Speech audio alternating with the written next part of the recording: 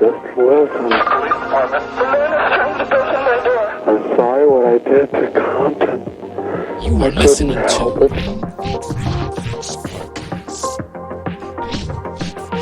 Fire emergency. Please don't talk, just listen. I'm sorry, I killed that dude. Welcome everyone to another episode of the Grim Fix podcast. I am David and I am here with my co-hosts Charles and JR in the building. Yo, everyone. Yo. Welcome back. Thank you so much for those of you who show up weekly, listen to us weekly, watch us weekly. I just want to say thank you very much. Enjoy us weekly. Yes, if you enjoy us weekly, I want to thank you for that. I enjoy you enjoying us. So today we have a different topic where we're not really steering away from the serial murders, but we the research team from the Grim Fix podcast stumbled on this article about 20 movies that inspired real life copycat murders. We'll be going down this list, sharing it with you guys. I mean, instead of just focusing on one simple case of a serial killer, we're going to talk about 20 of them. Nice.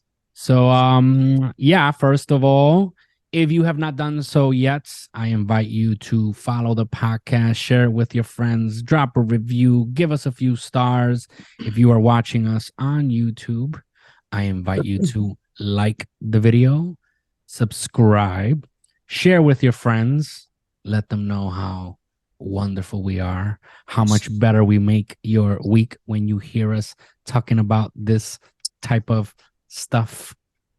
I know it's grim content, but the way we do it different. We're not speaking in a. So now we're going to talk about this killer. Oh, really? This person did this. Yeah, like what's his Really? name? That guy that speaks and he sounds like really boring. I think he's really smart, but it's like a monotone thing. Bueller.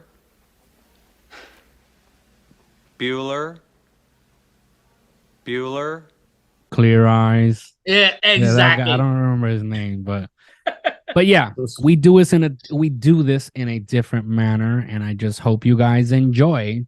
Yeah. So let's jump right to it. You can always check the show notes or the YouTube description, and you can find the link to the article that we will be reading today. We chose creepycatalog.com, right? Right? Yes. Okay. And the name of the title is 20 Movies That Inspired Real Life Copycat Murders. And this was written by Chrissy Stockton. And it was last updated on July 25th, 2022. Pretty recent. Yeah. Mm-hmm. So again, check the show notes, check out the link, check out the full page. Obviously, when you check out the page, you can see that the stories we'll talk about, they also have side links. So you can go into depth with each case, which we won't do because we'll be talking here for hours. So let's begin the introduction here. And it says that although dozens of horror films are based on true stories, a little known fact is that several films are said to have inspired copycat killings based on either techniques shown in the film or other motifs. Although killers make conscious decision to murder, it seems like a weak excuse to blame a movie for your own actions. Something that we see nowadays where people want to blame movies and shows and music. Yeah, that was that Disney movie. Yeah, it's always somebody else's fault. So although killers may to blame on their own actions, but several people on this list were able to escape imprisonment by pleading insanity. That's something that I noticed on this article. There's a few everybody that wants to did plead. not. That's the easy way out. Yeah, they didn't go to jail because no. Telling you, eye for an eye. This all brings up the troublesome legal question of whether an artist, whether a writer, musician, painter, or filmmaker is legally liable when someone bases their crimes on actions they witness in the movies. So far, no one has been found legally guilty or inspiring murder by directing a movie. And here are the 20 intriguing cases where murderers blame their crimes on the movies they'd seen. So as we know, this is a common theme nowadays where, people do things and, they want to blame the movies and they want to blame the shows and they want to blame YouTube and they want to blame, the music or the artists or, the celebrities. So my question to you both and you, the viewers and listeners, do you truly believe that movies or music or art can inspire such actions or such negative actions such as murder? Hell yeah. To me, to a certain point. To a certain point. Why? Because it's all, if they want to do it, they do it anyway. Yeah, but he said that but he said to get inspired. Not that the movie made them do it. No, I understand that. It is inspiring, but it's still on them. They're just getting the idea. They just have, okay, that's how I can. They're not that creative themselves. So you don't believe that it inspires? Sort of. Like I said, they just take out the technique or whatever. Not that it is making them. But making you and inspiring is two different things. Exactly. So do you believe it inspires? To a certain point. I keep saying to a certain point. Not fully. Okay. Charles, talk to me. Well, this is why I like the movie Scream so much, because it was way ahead of its time. And I remember specifically the line at the end. Do you remember when they're stabbing each other and then he goes like, "Oh, movies don't create psychos. Movies make psychos more creative." Blam! And he stabs the dude. It's a great line. So, yeah, I do believe it. They get inspired. They don't have like the idea like JR said or whatever, and they just get inspired. They just want to do it, but they don't know how to do it. Okay. What do you believe? Fair enough. We gave our opinion. What's your opinion? I believe yes, art sometimes can plant the seed. I mean, it's basically the same thing that you're both saying. I feel like it implants the seed of someone who already had the idea of doing certain things. Yeah. But I can't say blindly, like sometimes you hear artists, right? And let's use hip hop or rap, or let's use reggaeton. When you look at, and I mean, because I don't want to target anybody. I get it. So let's say reggaeton, right? Reggaeton comes from our motherland. If you hear it, yes, you hear dance music, right? And when you hear dance music, it makes you want to dance. It inspires you to dance.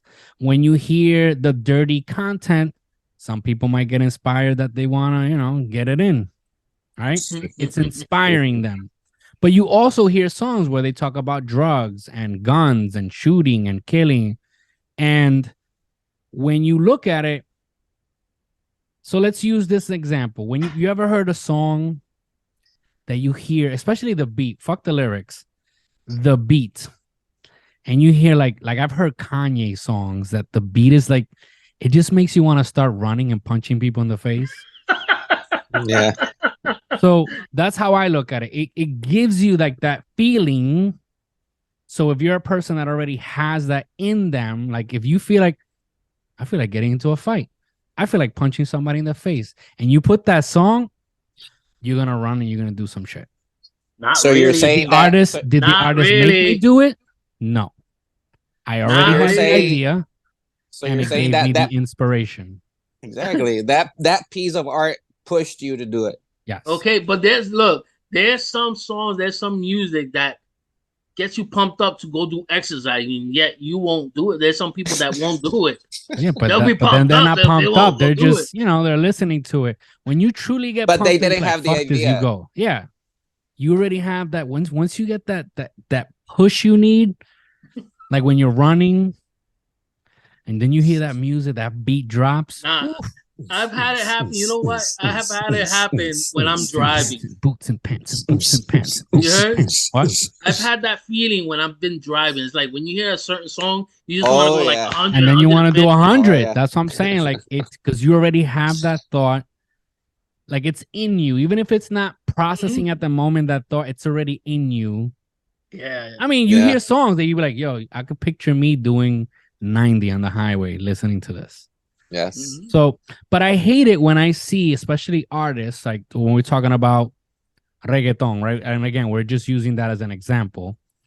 I hate it when you hear artists like, oh no, the truth is we don't, that doesn't make anybody do anything, because if it was for that, everybody be killing each other. That's not, I hate it when people want to take it either to one extreme or the other. Nothing works 100% for everybody. So do movies inspire people? Maybe.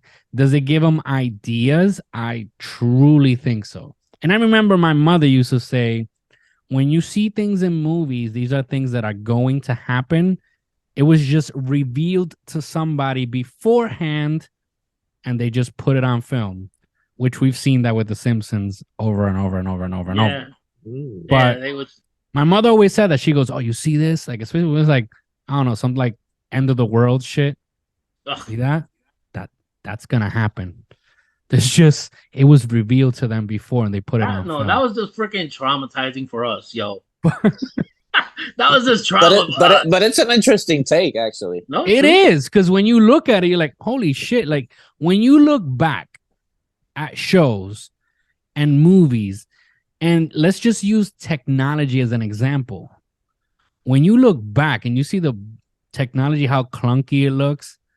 Yeah, that shit was way ahead. And I remember, like, you would watch it, you'd be like, holy shit, imagine if that was real. Dude, like, you see, what was it? I think it was Total Recall. Total Recall came out, what, 1989? Give and take, 1980. So, give or take 1989, 1990, right? Or 88 through 90. And I remember in that movie, they had video calling. Oh, yeah. And I was like, holy shit. Do you imagine that you could call somebody and see them? Now we got that shit on our fucking phones like nothing. Now everybody has that shit in their pocket. Nowadays, people, we do podcasts from different parts of the country the same way. So, yeah. I mean, we really jumped off topic, but yeah, I guess my mama was right there. Like she said it, like, look, that's gonna happen. Or it happened. Like the aliens. That's coming, bro. Yeah, soon. They got Independence Day. They got four things they've already shot down. That's that balloon that but the first one was a balloon from China. The other three, they don't know what they are. Oh, there was 3. I didn't know about the first one. 4. One of them was actually close to you. Oh, really? Yeah. I gotta read up on that. You guys gotta jump on the news. There's already been 4 that they found.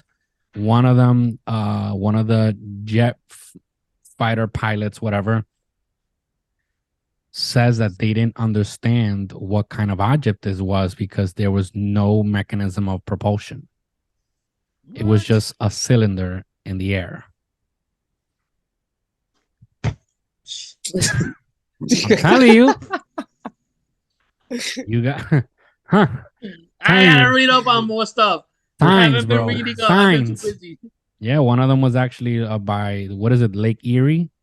That crosses, is it that, right? Detroit, some shit like that, crosses to Canada, some shit. I know it flew over Canada, one of them, and they shot it down. But it was in the water, so they're still looking for what was it, because they don't know what it is. Yeah. Telling you people, signs. Yep. It's behind. You guys remember that scene? Look, it's behind. I'm telling you. So we're gonna be sitting in our closets with aluminum foil over our head. Yep. Yeah. They're reading our minds. I love that movie, man. All right.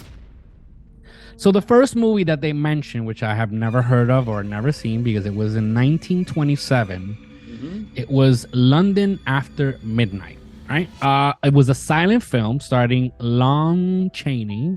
London After Midnight is known as the quote-unquote the holy grail of lost films. Since the last known surviving copy was destroyed in 1967, fire that raged through the MGM vaults basically destroyed it. In 1928, an epileptic British man named Robert Williams murdered a woman with a straight razor in London Hyde Park and claimed that he was driven to the crime by being tormented by visions of Chaney's demented face in the film. Williams told police that the last thing he remembers before the murder was hearing Mangan whistling. I'm guessing Mangan is one of the characters.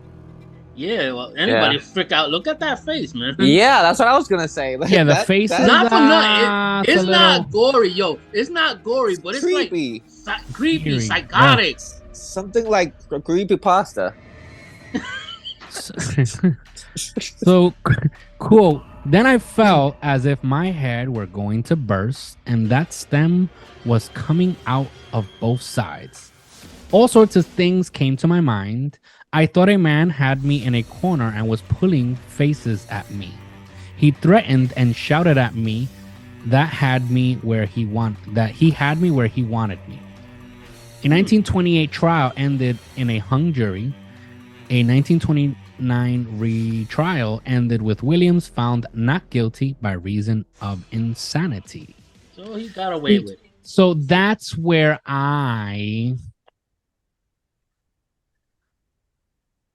when they do that I don't believe. What? See, one thing is inspired, one thing is, oh, the movie made me do it. The character was telling me. And yeah, that's where I'm like, I mean, I don't know. But then he was found not guilty by reason of insanity, so he really is crazy. Yeah, but bro, anybody, just because they find you not guilty by insanity doesn't mean you're crazy. People play that shit off. You know? I mean, in my opinion. But it can happen. I'm not saying that. Of course, yes, it can happen. But, you know, everybody hangs on this shit, and all you gotta do is just go, like we were talking before, you know, go with freaking aluminum foil wrapped around your head. They'll consider you crazy. Dude, but look at the face. Yeah, but still, not to that point. Come on. So that face. Come on, really. Is it? I don't know if it's the same person, right? I really don't know. But when I saw the picture of that face, it reminds me of that subliminal face that comes out in Exorcist. Oh yeah. Yeah, the what's Pazuzu? Yeah.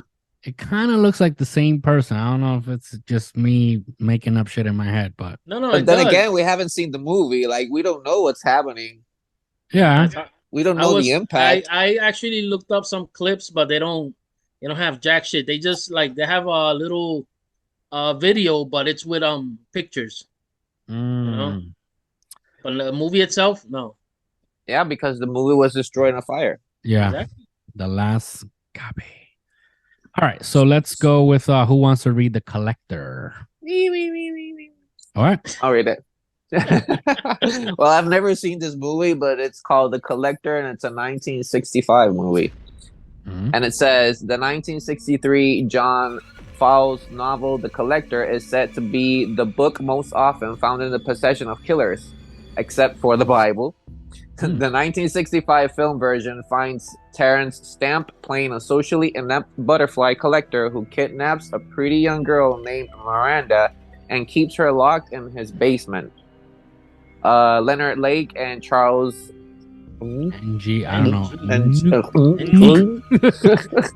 were a pair of California serial killers who murdered at least 25 people, including 2 teenage women they kidnapped for sex and housekeeping purposes in what they refer to as Operation Miranda.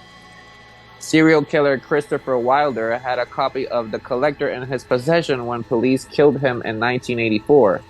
And torture killer Robert Berdella says that the film version of The Collector inspired him to kill when he saw it as a teenager. Yeah, but it's crazy that they killed 25 people, including 2 teenage women that they kidnapped for sex and housekeeping purposes. Speaking of, today I saw in the news, my house.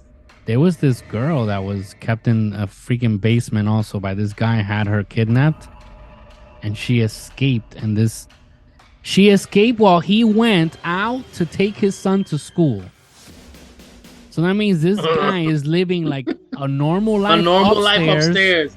You know what that reminds me of? This girl like locked up. You know what that reminds me of? The Black Phone. You know that downstairs? Yeah. He had his brother upstairs. He didn't know jack shit because he his couldn't hear brother's like coking up upstairs, like he didn't hear shit. He didn't know nothing. You still haven't seen that movie, Charles? No, I haven't. But I thought you were gonna say The Martyrs. Remember that Martyrs? I saw that movie, but I saw that movie so long ago that I really don't remember much of it. They mentioned Christopher Bernard Wilder and Robert Andrew Berdella, right? So Christopher Bernard Wilder actually shares my birthday, March 13. He was born in 1945 and he died in 1984. He was also known as the Beauty Queen Killer. He was an Australian serial killer who abducted and raped at least 12 young women and girls, torturing some and killing at least 8 of them during a 6-week cross-country crime spree. Wow, that's a mouthful. In the United States in early 1984. Wilder's series of murders began in Florida on February 26, 1984, and continued across the country through Texas, Oklahoma, Colorado, Nevada, and California, and attempted abductions in Washington State, New York State, before he was killed during a struggle with police in New Hampshire on April 13, 1984. Wilder is also believed to have raped 2 girls aged 10 and 12 in Florida in 1983. Since his death, he has also been considered a suspect in many unsolved murders, including the unsolved 1965 murder of 2 teenage girls in his native Sydney. And then Robert Andrew Berdella Jr. was born in January 31st, 1949, died in October 8, 1992. He was an American serial killer who kidnapped, raped, tortured, and murdered at least 6 young men after having forced his victims to endure periods of up to 6 weeks of captivity. His crimes took place in Kansas City, Missouri between 84 through 87, describing his murders as being some of my darkest fantasies becoming my reality. Berdella pleaded guilty and was sentenced to life imprisonment without possibility of parole for the first-degree murder of one of his victims, Larry Pearson, in August 1988, and would later plead guilty to 1 further charge of first-degree murder and 4 charges of second-degree murder in December of 88. He died of a heart attack while incarcerated in the Missouri State Penitentiary in October 1992. So these examples are like the movie didn't make them do it. They already wanted to do it. Yeah, that's the difference between the other one. Yeah, they just wanted to do it. The movie just inspired them to do it, and they didn't blame anybody. They didn't, like, oh, the movie made me. Exactly. No, it's just, I guess it's just because they found the book, and I guess they saw similar. The book, was it, or the movie? The book. It was the book, the novel, the book and movies. So I guess they just, put 2 and 2 together. I guess there were similarities or whatnot. But The Collector, 1965. Never heard of it. Never seen it either. All right, so let's move on to Clockwork Orange of 1971. Wow, that is a crazy film. You seen it? Yes. You saw it? Really? Yes, I have. Is that Leonard? I think that's his last name. No, Leonard? that's the dude that comes out in Halloween, the Rob Zombie, that one that does Loomis. What's his name? Malcolm McDowell. Okay. Loomis.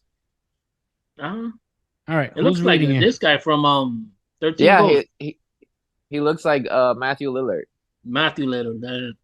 Anyway, Loomis.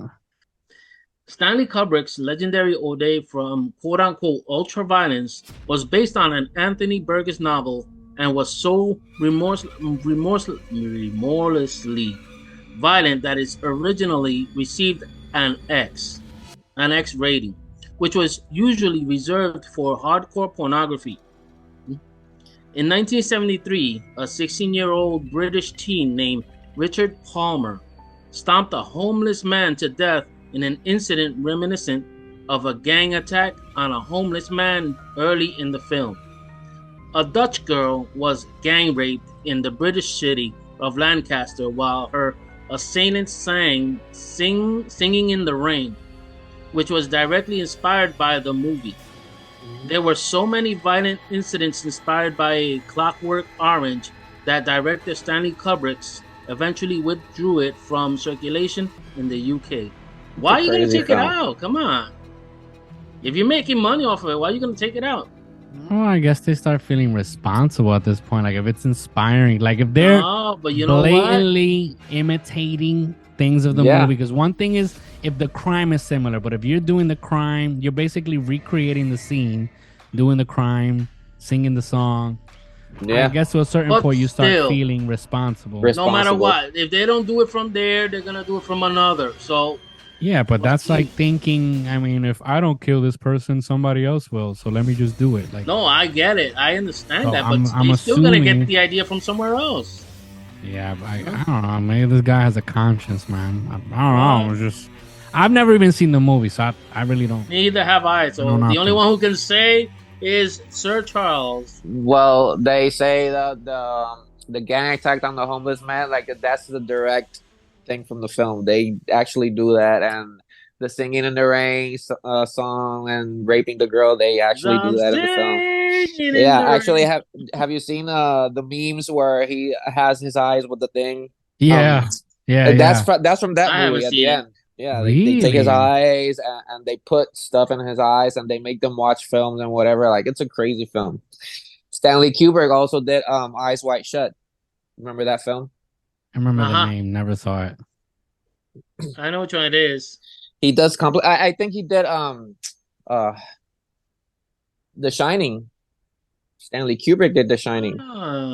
The director. Here's Johnny. Okay, that I know who he is now. Okay. Yeah, that's the thing that you would expect from these movies. A crazy film. Yeah, he was like a weirdo, that guy.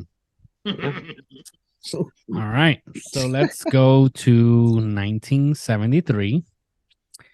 The Exorcist. This one I found a little insane, and I looked up more information, but it was basically the same information they put here. Yeah, just a little longer, so it made no sense. On February 12, 1980, after watching a televised version of William Friedrich's classic film about demonic possession.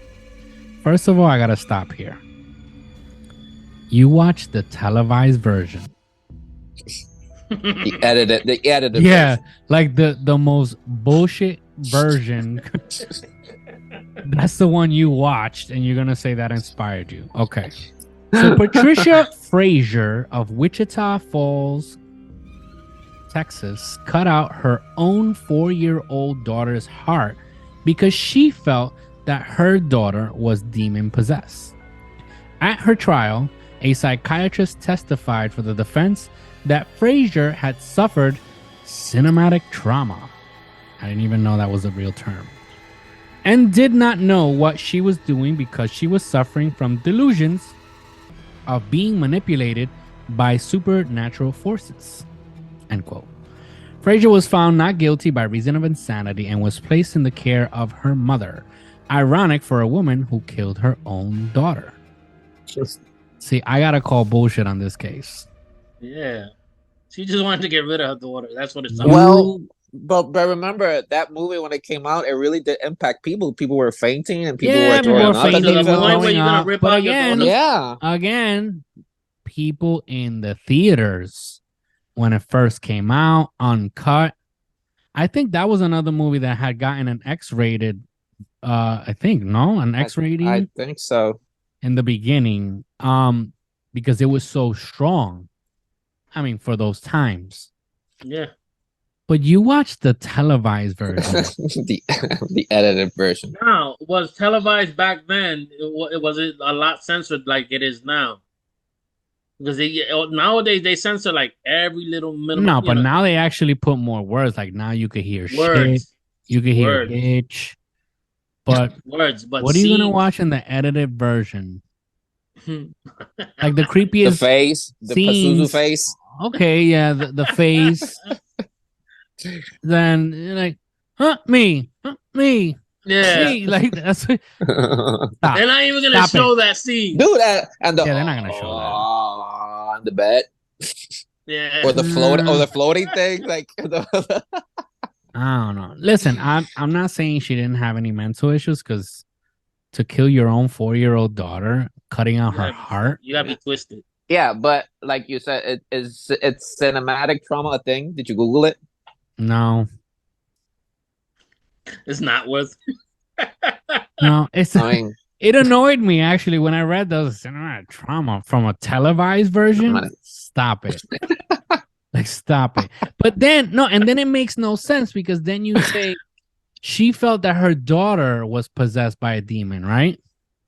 But then the lawyer is saying that she was suffering from delusions of being manipulated by supernatural forces, because of her cinematic trauma. So was she possessed, or was the daughter? It's more like she was possessed. But the question is it a thing? Is it a real scientific term for cinematic trauma? Let's look it up. Wait. So if they've been making like studies and whatever, like people, it has to be. I guess a real. It has to be. I guess it's a real term. I still don't believe she had it. I don't think. I mean, I can't say. I don't know if it's a real condition, but apparently it's a real term. Cinematic trauma. Let's keep it moving. Magnum FOrce, 1973. It says a man's got to know his limitations. There's a scene in the Clint Eastwood crime thriller where a pimp pours Drano down a girl's throat. Damn. That's. Oh, it's the smell alone and freaking bother. Yeah. In 1974, a Utah man named William Andrews forced 5 people he kidnapped to drink Drano at a stereo shop in the town of Ogden, Utah. When this didn't kill them, he shot them dead in what became known as the Ogden Hi-Fi Shop Massacre. Wow. He tortured them with Drano, and yet they wouldn't die, and just at the end he just ended up shooting them. Wow. So he did imitate exactly what he did in the film. Yeah. So according to ABC News, ABC4.com, that will also be in the show notes, just in case. It says that before that April night was over, 3 people were murdered and 2 more were tortured and shot, but they managed to survive. It says that one of those called to the scene was George Throckmorton, who was then a forensic crime scene specialist for the department. Quote, when I got there was a man with a pen stuck in his ear running around, said Throckmorton, who is now retired. The man was Orrin Walker, who was wounded, and someone had shoved a pen in his ear and stepped on it, forcing it to go through his skull. Oh, that's gotta hurt. This is why I added this, because when I saw it, I was like, holy shit, wait. So, quote. I could just imagine. Oh, my God. It's like when you put a Q-tip and you go too far. Yeah. So it says, quote, we found out the grisly details, said Throckmorton. Quote, the first thing we noticed was there were 4 people down there who had been tied up. Their feet had also been tied up, with the exception of the one girl who had been raped and killed. She was shot. But they had also been tortured, according to Throckmorton. He said they were given a cleaning solvent to drink, which is the Drano.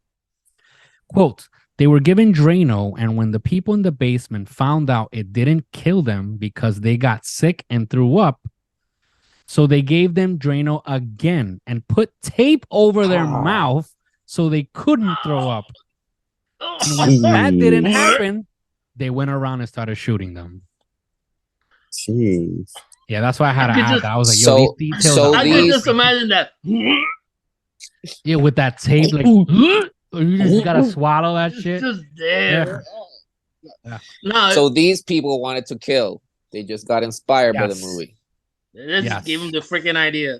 All right, let's skip ahead to 1980, Friday the 13th. 1980 to present. The Friday the 13th franchise. A week before Halloween in 1988, 18-year-old psychology student Sharon Gregory was stabbed in her home by 19-year-old Mark Branch, whom Gregory was studying due to his fanatical obsession with the mythos of Jason Voorhees from the Friday the 13th series. Branch stabbed her to death while wearing a hockey mask and black boots, just like Jason Voorhees. The lifelong psychiatric patient evaded his would-be captors and was found hanging from a tree 3 days before Halloween in an apparent suicide. So, this was like pretty straightforward, right? Yeah. You know, he wore a mask. So what do you believe? Did he wanted to do it, or he wanted was crazy? to do it because I don't think he just wanted to do it. Yeah, but it says that he had a fanatical obsession. That's what I just feel like wearing the mask. It's a form of like an homage to Friday the 13th. Right, but the boots. Come on, if you're a true fanatic, you would have just gone with the whole jumpsuit, the boots. You just got the boots and the mask. Go on eBay and buy the whole costume. Yeah, the whole costume, right? Don't be cheap. You know, he just wanted to do it. Yeah, you're gonna use the mask because it covers your face. But then he hung himself. Really, the boots alone? Why don't you just get the whole set? Get on eBay. Get on Wish. He should have worn the burlap sack better. Yes, that would have been way creepy. That's a creepy one. Yeah. That's creepy. All right, so let's go to 1984 to 2007, which is the Halloween franchise, which we have spoken many a time. Mm-hmm. Michael Myers is the escaped mental patient who terrorizes hometown around Halloween. The slasher series featuring serial killer Michael Myers has been linked to at least 2 murders. After viewing 1981 Halloween 2, a California handyman named Richard Boyer stabbed an elderly couple to death, stabbing them a combined 43 times. Boyer told authorities that he had murdered the couple while high on PCP and cocaine, which he says caused him to hallucinate that he was being attacked by Michael Myers. And they still spelled it wrong. Yeah, Michael Myers. That's the Wish version of Michael Myers. So in 2012, a 17-year-old Texas resident, Jake Evans, shot his mother and sister dead in their home. He said he'd binge watch Rob Zombie's 2007 remake of the original Halloween 3 times in the week prior to the slaughter. Quote, while watching it, I was amazed at how at ease the boy was during the murders, end quote. Evans would write, quote, and how little remorse he had afterwards. I was thinking to myself, it would be the same for me when I kill someone. So this is another example of he already had this in his head. Yeah. Even though I would go with Rob Zombie's version more than the other one. I mean, the only thing he's taking from the movie is the fact that he saw how calm the boy was. Mm-hmm. And I guess, you know, how little remorse. And it's true. Yeah. Like, he just killed everybody left and right, and he just didn't give a damn. Yeah, that boy acted so great in that movie. Yeah. The only thing that sucks is I feel like that killed his career right there, because he will forever be Michael Myers. Even though he hasn't come out in anything else, not that I know of. That's my point. Like, maybe he was just in it to do it. He goes around the country doing little Comic Cons, because that I've seen him doing. He's stuck on Michael Myers. Wow. That's what sucks. You know what's sad? It's not the full-grown Michael Myers, the little boy. It's the little boy that keeps growing. You're gonna be 90 years old, and you're still gonna be considered the little boy. That's what sucks. Like, he did it. I mean, he did a great job. Oh, he did a. But awesome the shit job. Is like, you're gonna take that face now and put it like in a kids movie. On a cereal box. See, nobody's gonna want to watch that. I was like, yo, this fucking guy looks like some Wheaties, and they have his face. Like, his face, he looks like a serial killer. Who knows what's in the back of his head? Let's jump to 1984 to present. The Nightmare on Elm Street. Hey, look at Johnny Depp. You know that a lot of people don't know that Johnny Depp was in the first. Yeah, my daughter Freddy being one movie. of them. That was I like told one you of know his that Johnny first... Depp was in the first one. She goes, I don't remember him. That was like one of his first roles. First movies. When he wasn't even trying to be an actor.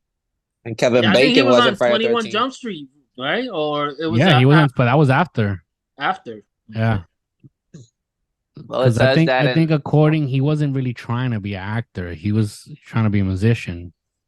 And he basically like stumbled onto that role. Well, no, it's a bullshit role in Nightmare on Elm Street. But and I guess he saw like, oh shit, I can make money with this. And he did make a whole shitload. The rest is history. Yep. All right, Freddy Krueger. In 2004, a British man named Daniel Gonzalez, well, he's British, but he has a Spanish name. I know, right? Went on a 3-day murder spree, killing 4 people and injuring 2 others. One of his murders, in which he stabbed a 76-year-old woman to death while wearing a hockey mask, was an homage to Friday the 13th. But for his remaining murders, he stole some huge blades from a store and then stabbed 3 more people to death. After his arrest, Gonzalez told police, "I just thought about doing it, man. What would it be like to just be maybe Freddy Krueger or something like that for one day?" He received 6 life sentences and committed suicide in his cell in 2007. Oh, that was in 2004. Okay. So he just wanted to know what was it to be Freddy or Jason, and I just thought about doing it, man. He just didn't complete the glove. He just took the knives. That's it. The blades. Half-asser. He should have taken at least some glove and sewed them on or something, glued them on. That's what I'm saying. If you're gonna do some shit based on a movie, come on, man. You have to go all out. Cosplay, man. Cosplays. Yeah, even if you buy the replica and take out the bit and put in some real ones. Like, do your shit right, man. Like, man. If you're gonna do it correctly. All right, so let's go to 1988 to 2009. Child's Play franchise, right? The Chucky doll was blamed for a series of real-life atrocities. The sadistic murdering doll Chucky has been linked to several copycat killers. Says that the worst was the case of Martin Bryant, a schizophrenic Aussie who killed 35 people in 1996. This is a story I think this is a story we need to look into. Martin Bryant? Yeah, because he killed 35 people in 1996. It's on the list. Port Arthur Massacre. His favorite movie was Child's Play 2. And according to an ex-girlfriend, I think that was my favorite one too, Child's Play 2. According to an ex-girlfriend of his, he had a habit of saying, "Don't fuck with Chuck." I'm Chuck. And I'm here to fuck.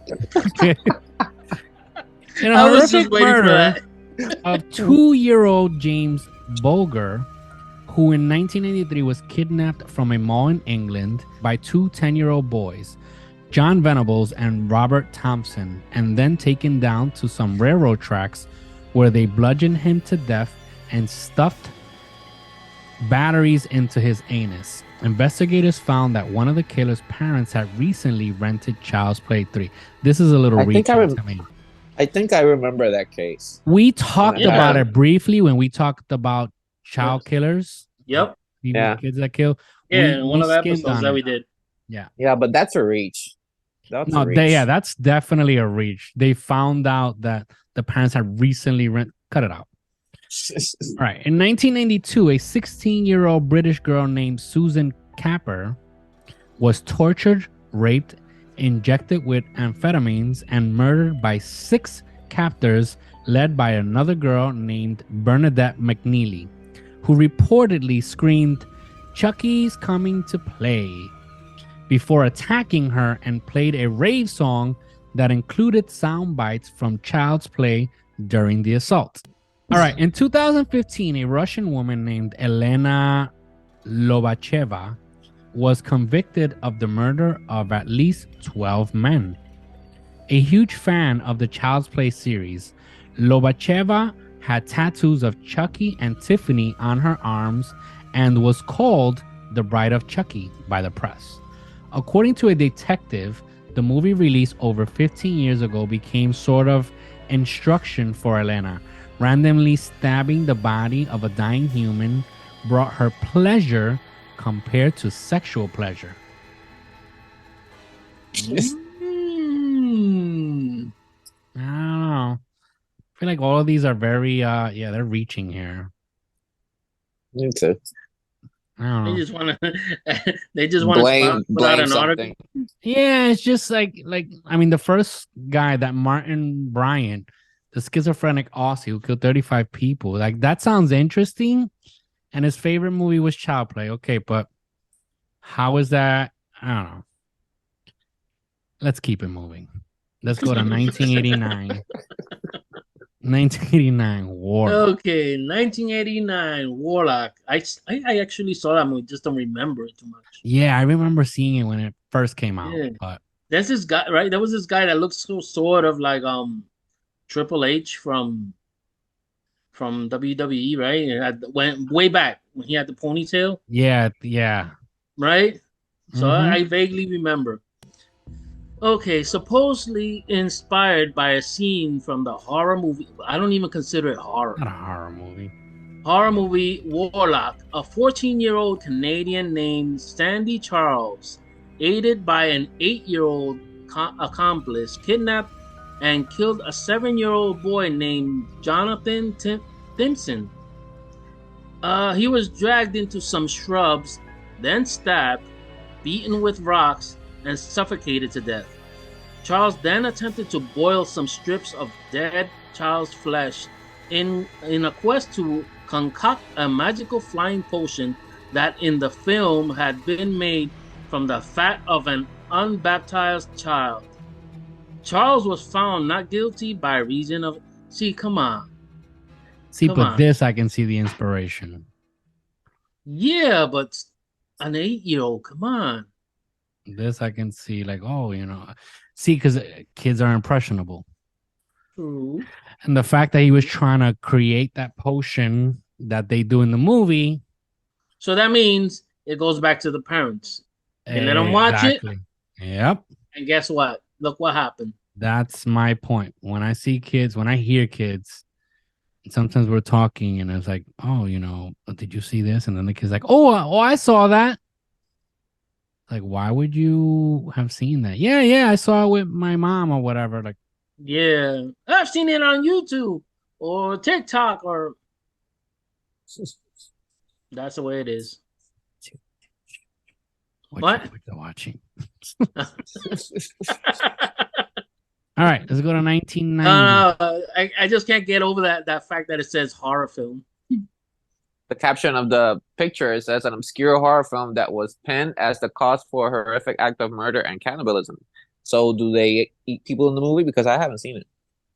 I guess they do.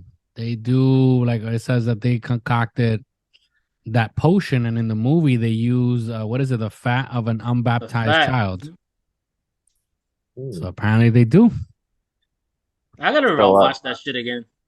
I'm gonna have to watch it again. All right. RoboCop. So this one is actually my favorite RoboCop. This is surprising because it doesn't have to be a horror film to inspire people to kill. I mean, this was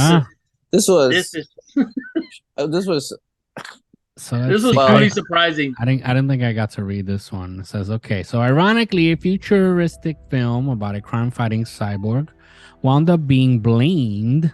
That's the key word here. Blamed for a horrific real-life murder. While on parole in the early 1990s, a serial killer... All right, so you already started with he was already a serial killer. Yeah. Named Nathaniel White was a huge fan of the ultra-violence depicted in the RoboCop films. He told investigators that he killed his first victim, a pregnant woman named Julia Frank, in a manner similar to a scene in RoboCop 2. The first girl I killed was from quote-unquote RoboCop movie. I seen him cut somebody's throat, then take the knife and slit down the chest to the stomach and left the body in a certain position. With the first person I killed, I did exactly what I saw in the movie. See, so he actually explains that he was inspired. Mm-hmm. All right, let's go to 1994. Charles. Natural Born Killers. I haven't seen this movie in a while, but I do remember watching it, and this is a crazy film as well. Yeah. Oliver Stone directed and Quentin Tarantino wrote. So, yeah, it is violent. Keyword, Quentin Tarantino. Quentin Tarantino. This homage to American media's tendency to create pop stars out of murderers. The film was blamed for a string of copycat killings. One in 1995, Sarah Edmondson and Benjamin Darras, two teens from Oklahoma, took LSD and binge-watched Natural Born Killers before shooting two victims. One of them died. Case gained notoriety when several people, including Arthur John Grisham, attempted to argue that the duo had diminished responsibility as a result of watching the film. So they were just drug-induced. Were you just reading real fast? Or was this just playing you real fast? You didn't notice that? Maybe I heard it on my side. I feel like you were talking really, really fast. Was I? No, I think it was. I think it's the video. It was like you were slowing down, then you went. That was probably the video.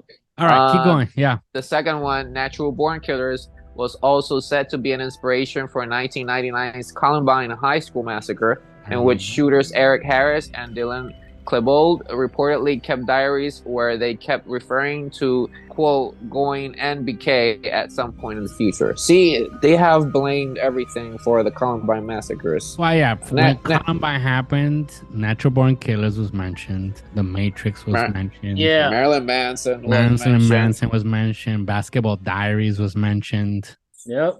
This was crazy.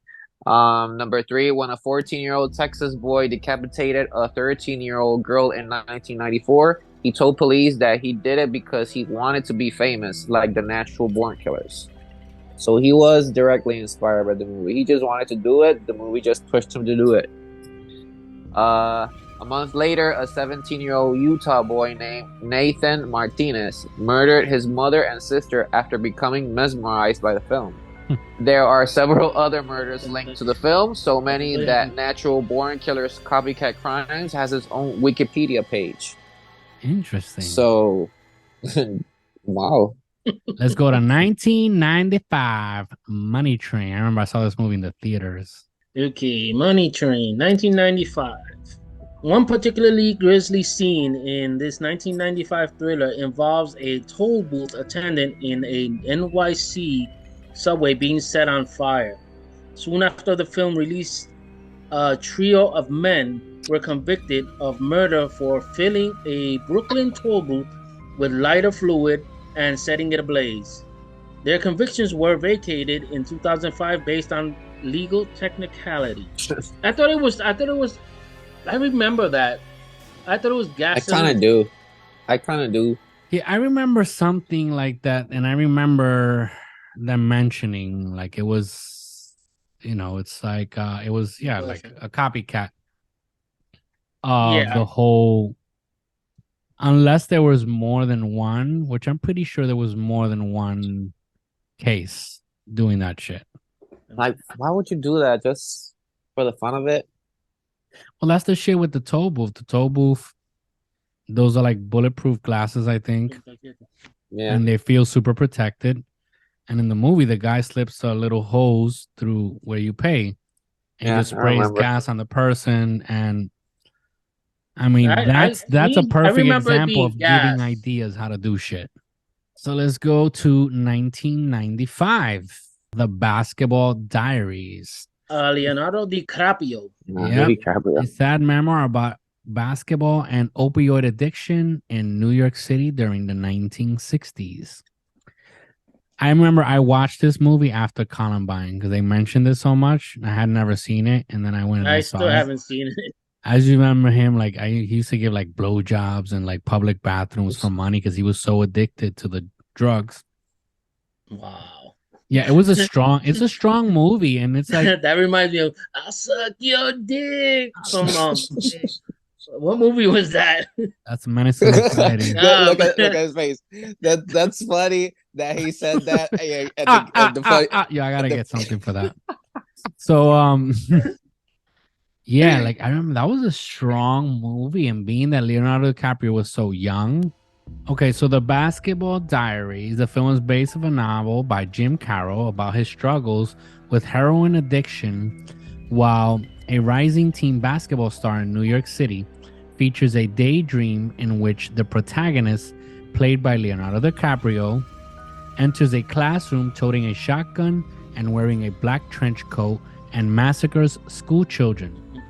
In 1996, Barry Loukaitis entered a classroom in Moses Lake, Washington, I'm assuming, wearing a black trench coat and proceeded to shoot 3 students dead. After the killing, Loukaitis reportedly smiled and said, "That sure beats algebra, doesn't it?" The parents of victims of 1999 Columbine massacre, in which members of the self-described quote-unquote trenchcoat mafia killed 15 and injured 24 at a Colorado high school, unsuccessfully tried suing the filmmakers. In 1999, a Senate hearing of youth violence, Alabama Senator Jeff Sessions said, quote, "Many have said this murder was very much like akin to the Basketball Diaries, in which a student goes in and shoots others in the classroom." So yeah, I remember this movie got a lot of shit though after that case. Columbine. But I feel like it also became more popular because not many people knew about this movie. Me being one of them. Yeah, I don't think I have seen it. I watched it because I heard it, you know, during the whole Columbine situation. So apparently, families of the victims were trying to sue, and that fell through. They weren't able to, because in the movie he's only daydreaming of that. It's just a thought that he has. It's not. I mean, again, but that he really does it. But he does it in the movie, or he just daydreams and that's it? No, he just daydreams of it. I mean, his life is shit. You know, he's going through shit. He gets it. I think they started because this takes place in the 60s, and I think they started like they would put. I think it was like glue in a bag, and they would like huff it and get high on that. And little by little, they go into weed, and then he ends up like trying heroin. And like he gets like so addicted, like his life goes to shit. I mean, to the point where he starts like sucking dick. You know, he's selling himself because he needs, and he's a kid. And he goes into like these public bathrooms and he starts doing shit like that for money just to be able to, you know, take care of his addiction. It's a sad, I think it's a sad movie. Yeah, that's kind of reminds me. Well, I don't think it's the same. It's like Less Than Zero. Oh, that's with Robert Downey, right? Robert Downey. Right. That was a good movie. That's a really good movie too. Really sad. Mm-hmm. I've seen it. All right, so let's go to 1996. Charles, look at this. Your favorite movie. Your favorite. It says Scream. In 2001, Belgian trucker Thierry Jaradin stabbed his neighbor Alison Cambier, who with 2 kitchen knives 30 times, killing her. He was wearing a Scream costume during the murder. After the killing, he placed a rose in Cambier's hand before laying her body in his bed. See, we already talked about the serial killer that inspired the movie, but we didn't really talk about the copycat killers. Movie that inspired the serial killer. Holy the shit, copycat full killers. Circle right there. But at least this guy went through and got himself the full costume. It says in 1999, a pair of British boys received a 6-year sentence for the non-fatal stabbing of a friend they committed after watching Scream and thinking that the movie had told them to kill her. Oh, come on. Yeah, they just felt pumped up. They just felt pumped up. They watched it and they felt like doing it and they just did it. That's it. Because for thinking that the movie had told them to kill her. Get the fuck out of here with that shit. You know what? Yeah, go to the next one. The first killing linked to Scream occurred in 1998 when a teenage boy in California murdered his mother, Gina Castillo, by stabbing her dozens of times with knives and a screwdriver. Jesus. Wow. He went all out. So why are they linking it to Scream? Nobody kills their mom in the movie. And then he used, by stabbing her Those are times with knives and a screwdriver. Do they use a screwdriver in the movie? I don't remember any screwdriver. No, you don't. I don't get what's the link here. Right. Probably like they rented it on Blockbuster or something, or they watched the edited version on TV or something. They had televised version. When he committed, they had it in the VCR. They found the movie at the VCR. That's it. Yeah. Right. But you know that when you leave the cassette popped out, all you see is the title right there. That's it. There you go. All right. So The Matrix. 1999, The Matrix, which is another one that they also try to put Columbine on because of the trench coats. They only got the idea from there. It's just the trench. That's it. The trench coats and the way they were dressed and the shooting. The clothing. This futuristic and cyberpunk film series based on the idea that what passes for reality is merely a construct foisted upon us by our overlords has been linked to a string of slayings. In 2000, Swedish exchange student Vadim Mieseges, I think that's how it's said, dismembered his landlady and told police that he'd been sucked into the Matrix. Oh my God, I don't. He drank the red pill. That's it. He drank the red pill. I don't buy that. He just wanted to kill her. Probably le estaba cobrando como 300 pesos más or something on a landlady. Like, why are you charging me for gas? No, for the heater. Reaching.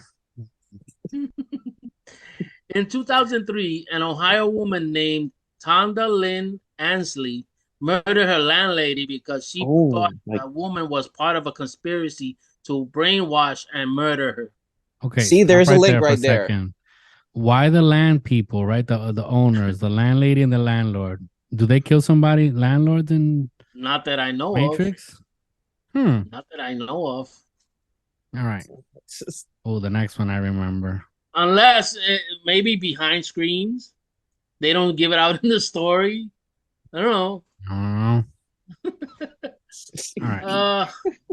In the infamous DC sniper attacks of 2002 that left 17 dead, Lee Boyd Malvo told psychiatrists that he'd seen The Matrix more than 100 times and unsuccessfully attempted to plead not guilty by reason of insanity. Come on.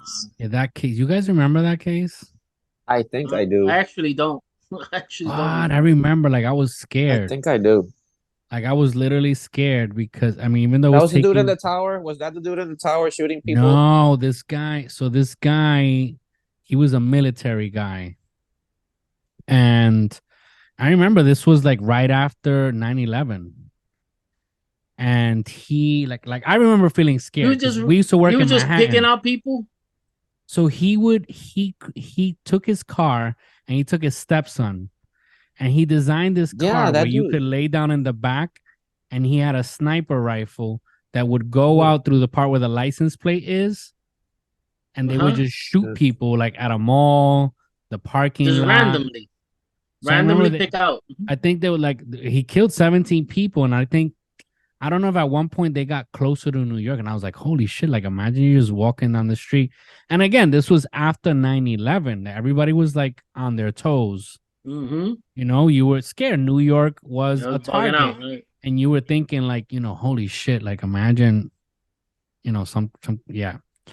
And I feel like this case, like after they caught him, like this case was like dismissed. There's actually movies about it, but it's like low budget movies that really didn't get promoted, like straight to video movies. You know what that reminded me of? Remember, did you see Jack Reacher?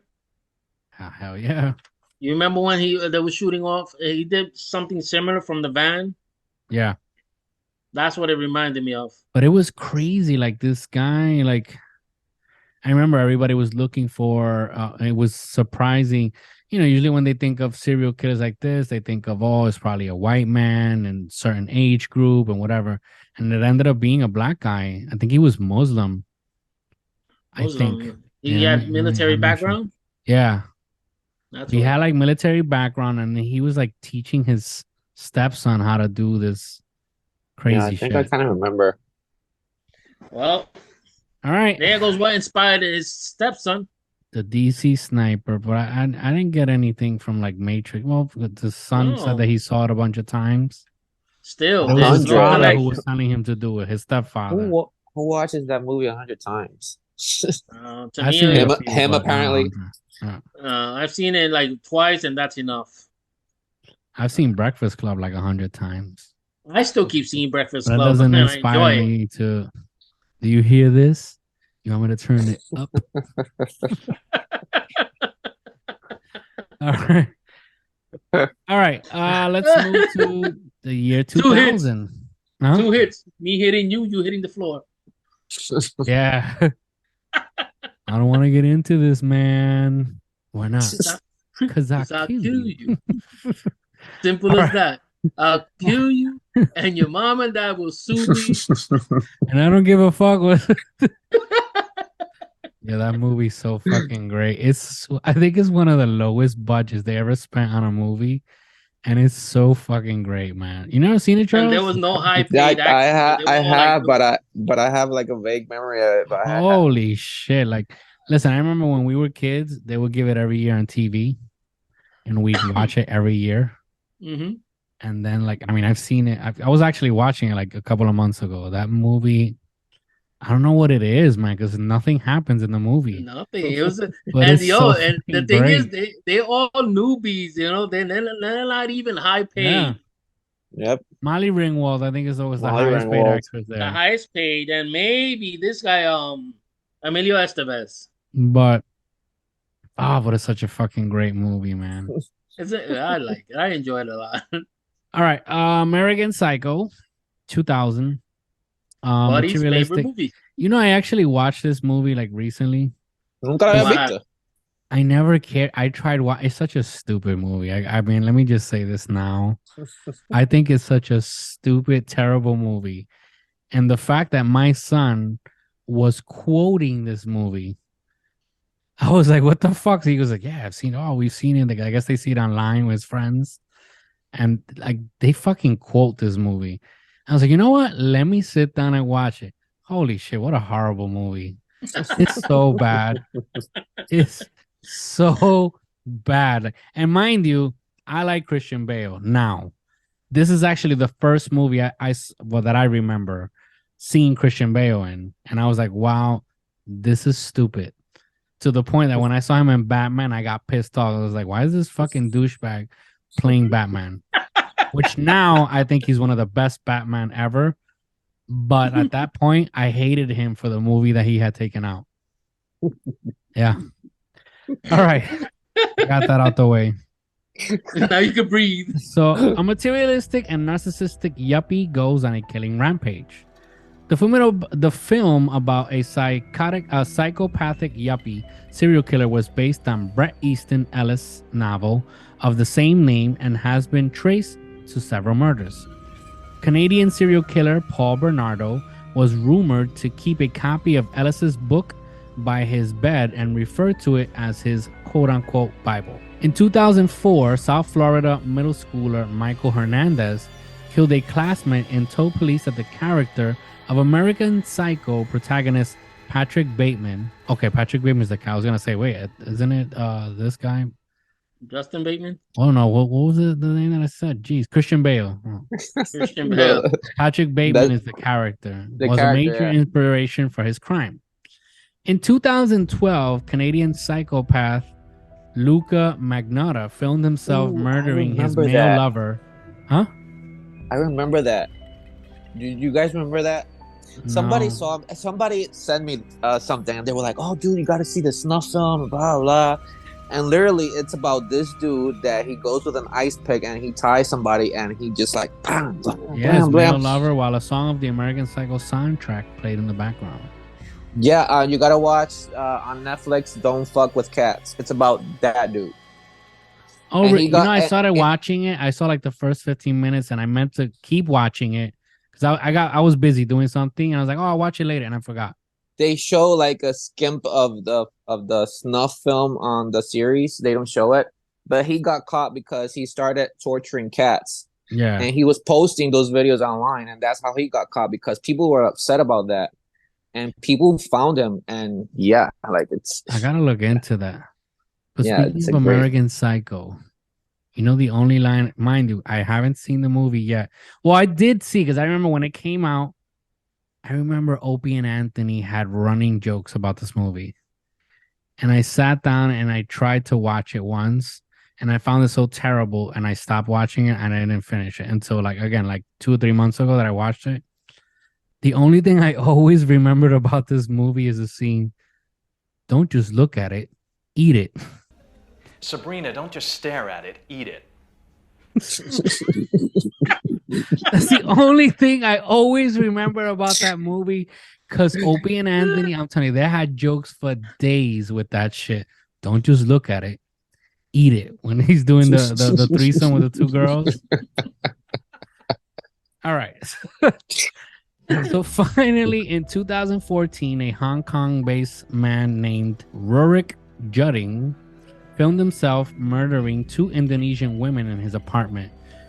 Justin confessed to being a huge fan of both the novel and the movie versions of American Psycho.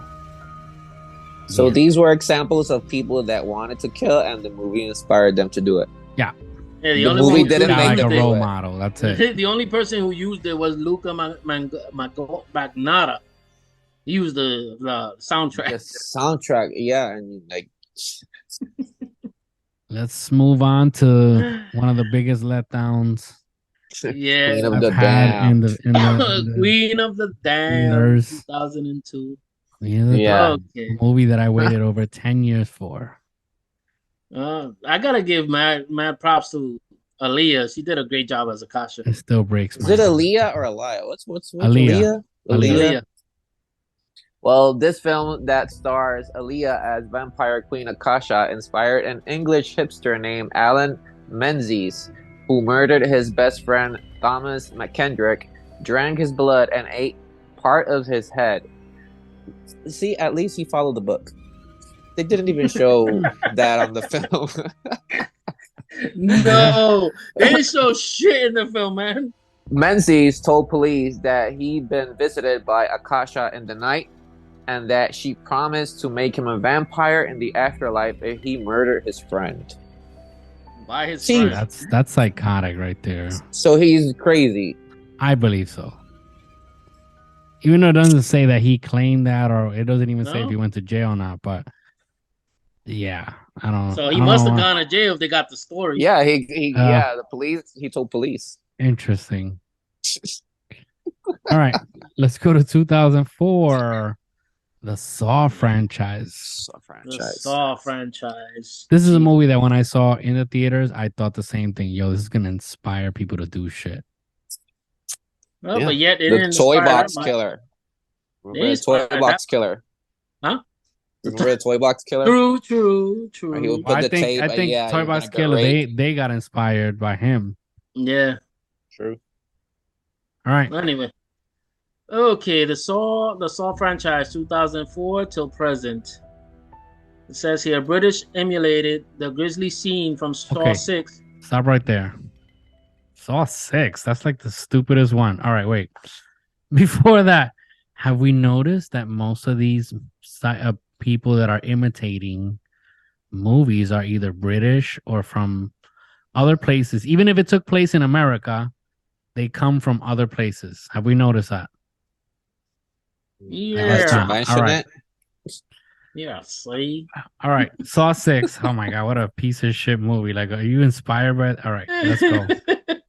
Let me read that again. It says a British killer emulated a grisly scene from Saw 6 in Saw 6 in which a victim's spinal cord was severed. I don't remember that. I stopped watching after part 3. I don't remember that. I mean, either. I don't remember somebody. I remember the girl chopping her hand off her arm. Mm-hmm. And then I remember him, the dude with the mask. Yeah, smoking thing. And then the lady that she was hanging from whatever, but I don't remember that. Okay, anyway. Let's just read on. After stabbing 45-year-old friend Richard Hamilton to death after Hamilton refused to give him the pin to his bank account. A British man named Matthew Tinling was sentenced to 30 years in prison. Judge Timothy Pontius scolded Tinling for reenacting a scene from Saw 6. Quote, "You inflicted 17 wounds during the attack, the most serious of which was delivered specifically with the intention of severing the spinal cord, thus to cause paralysis and death, exactly as you had seen on a DVD. Whether or not that was Saw 6 found by police in your room or another in the series doesn't matter. Plainly, it was something you had seen and tried to imitate." End quote. It's cheesy. Yeah. It's Not impressed. But That was gonna be he was already a killer, right? Was he a killer? Or It just doesn't say. It doesn't say. It just says what the judge said to him, and that's it. Well, he just killed that one person. That's His it. friend. That I would have been more impressed if he would have gotten that trap with the one that goes in the face with the jaw. See, you would have impressed me there, but well, he didn't. He didn't get the PIN number. He surely didn't get the PIN number. Okay, so the last one, right? yeah. This All right. bugged me out. This literally, this movie bugged me out. This is a Because movie that I actually this- said the same thing. This is gonna happen. It's something that it feels like it's gonna happen. Especially part 1 was the fucking best. Yeah, part 1. That's it. Part 2. I don't go with the rest. I liked part 1. I like part 2, and I think part 3. But I liked them less as they kept going. And then after I was like, Yeah. all right, that's enough. Did you see Beginning? I think I've seen them all, if I'm not mistaken. It was all But right. that's what I'm saying. Like, I feel like the first one was so original Yeah, impacted a lot. that it was like, holy shit. And then the I just second couldn't. one, I just couldn't get past the the part where the daughter lets the dude in. Like, I was like, why? You gotta be a fucking dumbass. yeah, Why? Like, why? it was just I don't After know. that, I was like, Fucking dumbass. yeah, I was like, are you kidding me? That's what I'm saying. Like, if after like the first, they weren't bad movies. It's just all right. It's already been told. We already saw it. I mean, It's a great concept, poorly executed. But I think that fucking movie, it creeped me out in the sense of picturing, It could holy happen. shit, if that happens. Yeah. Yeah. Yeah. And basically, we are living short of something like that. You know, we're not even safe in our own homes. Yeah. Bullshit be happening. All right. Anyway. So for one night a year, everyone is allowed to go on a crime spree. This is the Purge, right? This was on 2013 to present, but that's when the movie first came out, the first part. Right. The film series is based on a dystopian world in which authorities reduce crime by permitting everyone to run wild and do whatever they want during a yearly quote-unquote purge. And it led to a normal panic in Louisville, Kentucky in 2014, where 80,000 residents locked themselves indoors anticipating widespread riots. In May 2016, a 19-year-old Indiana gang member named Jonathan Cruz killed 3 people over a 4-day murder spree. Police found a cell phone clips of Cruz boasting, quote, "Better go on Facebook and watch the videos of me shooting people. I purge every night now," end quote. That doesn't sound like Hispanic, dude. No? I'm supposed to read it, wait. Let me see. They didn't have that Hispanic taste to it. How would I say Vayan it? a Facebook y vean mis Better go on videos, pa, and compadre, watch dale, va. Broki, Broki, mira aquí el live, aquí. You gotta watch the video, papi. Watch the video of me shooting people. I go bang, bang, bang. I purge every night. I purge tonight. All right, we can do those racist jokes because we're Hispanic. So I apologize for those of you who are triggered right now. Even though it's not racist, but yeah. No. Yeah, I shoot people, papi.